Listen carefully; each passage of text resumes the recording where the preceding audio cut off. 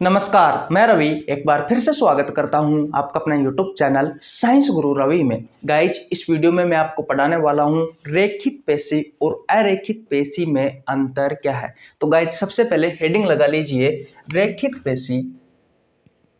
रेखित पेशी वह अरेखित पेशी में अंतर। अरेखित पेशी में अंतर। ध्यान से समझना बेटा, बिल्कुल आसान भाषा में बताने वाला हूं। एक बार देखने पर ही बेटा सारा अंतर आपको समझ में आ जाएगा। एक तरफ लिख लीजिए रेखित पेशी,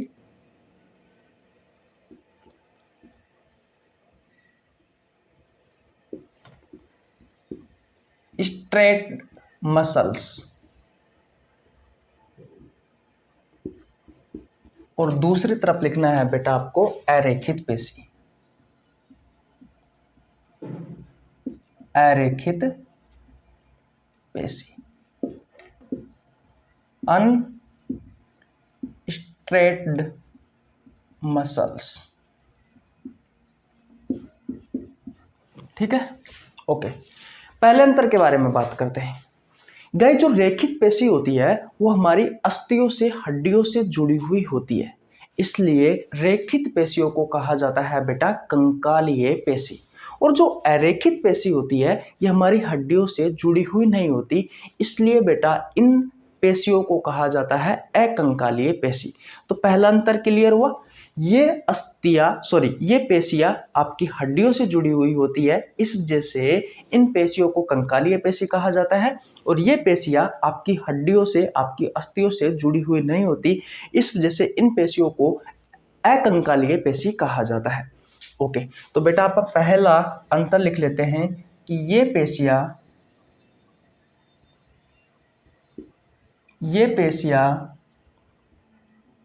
अस्थियों से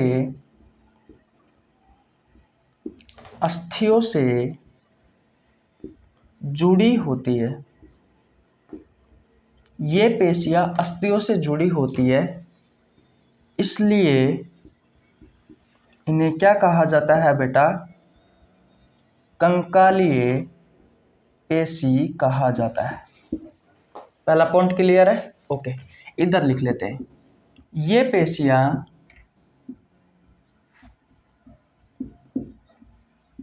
अस्थियों से जुड़ी नहीं होती है, इसलिए इन्हें क्या कहा जाता है बेटा?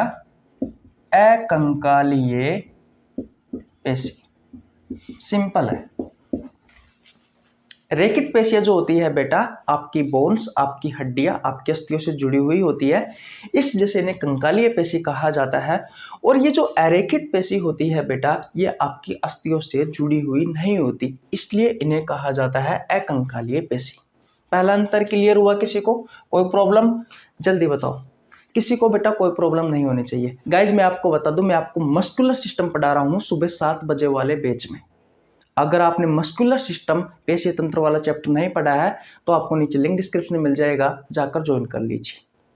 हर रोज सुबह 6 बजे बेटा मैं कम्युनिटी पोस्ट में बायोलॉजी का एक बेहतरीन क्वेश्चन डालता हूं। ये वो क्वेश्चन होता है या तो आपसे आपकी प्रतियोगी परीक्षाओं में पहले पूछा गया होता है, या इस क्वेश्चन को पूछे जाने की संभावना आगे रहती है आपकी परीक्षाओं में।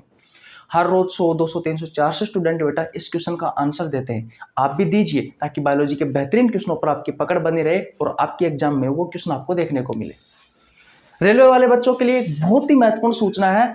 हर रोज शाम 7 बजे गाइज मैंने रेलवे वाले बच्चों के लिए एक स्पेशल बैच बायोलॉजी का तैयार किया है।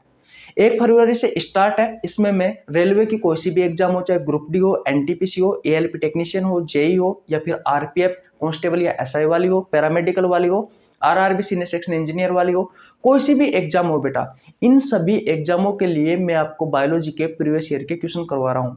जब मैं क्वेश्चन करवाता हूं बेटा, जब मैं आपको क्वेश्चन करवाता हूं तो क्वेश्चन के नीचे बेकायदा एग्जाम का नाम लिखा जाता है, डेट लिखी जाती है, शिफ्ट लिखी जाती है। उस बैच को ज्वाइन कर लीजिए गाइज, बायोलॉजी का झंझट ही सारा समाप्त हो जाएगा। चैनल पर नया तो चैनल को जरूर सब्सक्राइब कर लेना, बेल आइकन को प्रेस कर लेना, ताकि आपके पास हमारे वीडियो का नोटिफिकेशन टाइम टू टाइम पहुंच सके। इतनी बातें क्लियर है? ओके, अब बात करते हैं बेटा दूसरा अंतर क्या है। देखिए, जो रेखित पेशियां होती है बेटा, ये हमारी इच्छा से काम करती है, इसलिए इन्हें ऐच्छिक पेशियां कहा जाता है। लेकिन दूसरी तरफ देखा जाए बेटा, जो अरेखित पेशी होती है ये हमारी इच्छा से काम नहीं करती है, इसलिए इन्हें अनैच्छिक पेशियां कहा जाता है बेटा। इतनी बात क्लियर है? तो लिख लीजिए, ये पेशियां हमारी इच्छा से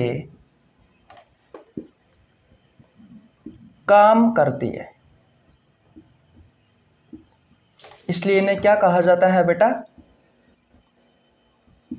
ऐच्छिक पेशी कहा जाता है। इतनी बात क्लियर है? और जो अरेखित पेशी होती है बेटा, ये हमारी इच्छा से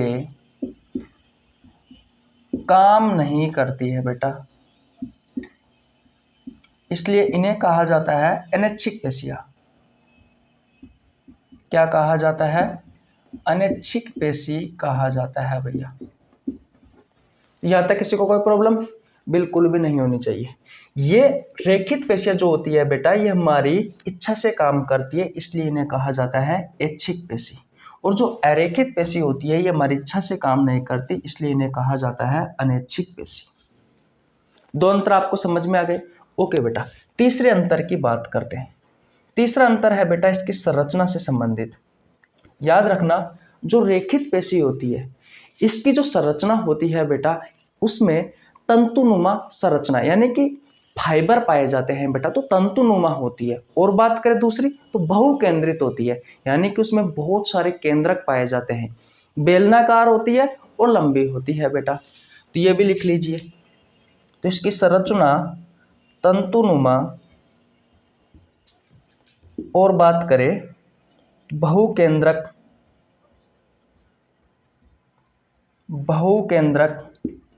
लंबी, वह बेलनाकार होती है,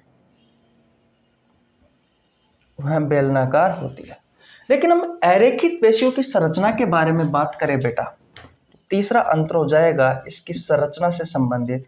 इसकी संरचना कैसी होगी बेटा? स्पेंडल आकार की होती है। अब ये स्पेंडल आकृति कैसी होती है? तो बेटा ये किनारों पे से तो पतली होती है और बीच में से मोटी होती है, ऐसी आकृति बेटा स्पेंडल आकृति होती है। और इसमें सिर्फ एक ही केंद्रक पाया जाता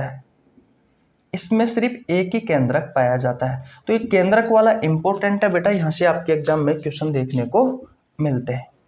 बोलो, क्या तीन अंतर आपको क्लियर हुए? पहला अंतर मैंने क्या बताया कि जो रेखित पेशियां होती है ये हमारी अस्थियों से जुड़ी हुई होती है, इसलिए इन्हें कंकालीय पेशी कहा जाता है। लेकिन जो अरेखित पेशी होती है बेटा, ये हमारी अस्थियों से जुड़ी हुई नहीं होती, इसलिए हम इसे अकंकालीय पेशी कहते हैं। दूसरा अंतर देखिए बेटा, जो रेखित पेशी होती है ये हमारी इच्छा से काम करती है, इसलिए इन्हें हम ऐच्छिक पेशी भी कहते हैं। अरेखित पेशियों में बात करें बेटा दो पर, तो ये हमारी इच्छा से काम नहीं करती है बेटा, इसलिए हम इन्हें अनैच्छिक पेशी कहते हैं। ओके, तीसरे अंतर की बात करते हैं। रेखित जो पेशियां होती है बेटा, इनकी संरचना तंतुनुमा, बहुकेंद्रीय, लंबी व बेलनाकार होती है। लेकिन अरेखित पेशियों की बात करें बेटा, तो इनकी संरचना स्पेंडल आकृति की वह एक केंद्रक वाली होती है। बोलो, किसी को कोई प्रॉब्लम यहाँ तक बिल्कुल भी नहीं होनी चाहिए? तो मैं मिटा दूं? ओके भैया, तीन अंतर मिटा देता हूं और बात करते हैं बेटा इसके चौथे अंतर की। तो इसका चौथा अंतर क्या हो सकता है? अगर आप पता है तो कमेंट बॉक्स में आप बता सकते हो। गाइज, मैं आपसे फिर कह रहा हूं कि अगर आपने मस्कुलर सिस्टम वाला चैप्टर नहीं पढ़ा है तो भैया लगभग मैंने 80% आपको कंप्लीट करवा दिया है, जाकर देख लीजिए। आपको नीचे लिंक डिस्क्रिप्शन में मिल जाएगा, एक क्लास और आएगी उसकी, तो उसको मैं डाल दूंगा बहुत जल्द। देखिए भैया, चौथे अंतर के बारे में बात करते हैं बेटा कि जो रेखित पेशियां होती है वो पाई कहाँ जाती है? भाई कहाँ पाई जाती है? तो देखिए बेटा, जो रेखित पेशी होती है ये हमारे हाथ में पाई जाती है, पैर में पाई जाती है, गर्दन में पाई जाती है और पीठ में पाई जाती है। लेकिन अरेखित पेशी के बारे में बात करें बेटा तो ये पलिहा में पाई जाती है, और बात करें पित्ताशय में पाई जाती है, और बात करें गर्भाशय में पाई जाती है, मूत्राशय में पाई जाती है, आहार नाल में पाई जाती है, इसे आप एलिमेंट्री कैनाल भी कहते हो, सीसन में पाई जाती है, इसे आप पेनिस कहते हो, योनि में पाई जाती है, इसे आप वेजाइना कहते हो। तो अगर इन सभी में से कोई ऑप्शन आए बेटा तो करके आ जाना। तो अरेखित पेशियां कहाँ पाई जाती है बेटा? पलिहा में पाई जाती है, पित्ताशय में पाई जाती है, गर्भाशय में पाई जाती है, मूत्राशय में पाई जाती है, आहार नाल में पाई जाती है, सीसन में पाई जाती है, योनि में पाई जाती है। लेकिन रेखित पेशियों के बारे में बात करें तो आपके हाथ में पाई जाती है, आपके पैर में पाई जाती है, आपकी गर्दन में पाई जाती है और आपकी पीठ में पाई जाती है। तो चौथा अंतर क्लियर हुआ? चौथा अंतर आपको क्लियर हुआ क्या? ओके भैया, पांचवें अंतर के बारे में बात करते हैं। देखिए, जो रेखित पेशी होती है बेटा, स्ट्रेट मसल्स जो होती है, ये बेटा रुकती है, ये हर समय काम नहीं करती, ये बेटा रुकती भी है, ये रुकती भी है और बेटा ये थकती भी है, ये रुकती भी है बेटा और ये थकती भी है। लेकिन जो अरेखित पेशियां होती है बेटा, ये रुकती तो है, ये पेशियां रुकती तो है, ये रुकती भी है, लेकिन बेटा ये थकती नहीं है। इस बात का आपको ध्यान रखना है बेटा। तो 5 अंतर हो गए। आशा करता हूं ये सारे ही अंतर आपको बिल्कुल आसान भाषा में समझ में आ गए होंगे। चैनल पर नए आए हो आप तो चैनल को सब्सक्राइब कर लेना, बेल आइकन को प्रेस कर लेना, जिससे आपके पास हमारी वीडियो का नोटिफिकेशन टाइम टू टाइम पहुंच सके। गाइज, आप किसी भी प्रतियोगी परीक्षाओं की तैयारी कर रहे हो, अगर आपको बायोलॉजी पढ़नी है तो इस यूट्यूब चैनल पर फ्री ऑफ कॉस्ट सभी प्रतियोगी परीक्षाओं के लिए अच्छे कंटेंट के साथ में बायोलॉजी पढ़ाई जाती है। पढ़ना है, चैनल को सब्सक्राइब करो। मिलते हैं नेक्स्ट वीडियो में, तब तक के लिए जय हिंद, जय भारत, राम राम।